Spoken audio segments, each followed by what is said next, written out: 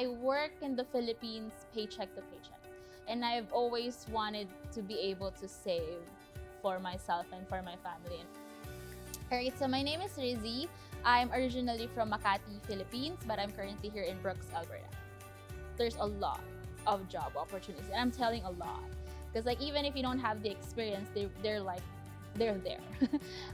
And not to worry about, being able to go to school. Well, my favorite part of doing classes so far is just being online.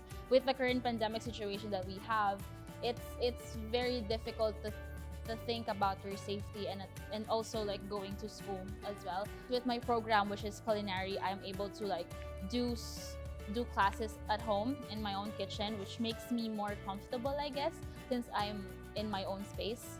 I do have jobs in the morning, and the school has given me opportunity to continue doing school in the evenings, which is very flexible. Well, Cypress College changed my life in a way that it opened my eyes to a lot of opportunities. It opened me to a vision of what my future could be. It opened doors to a lot of like good things that I see myself getting into. And what I like about Cypress College is that they support me in every step that I go through. They're very flexible, and they would actually give you an extra hand if you need to.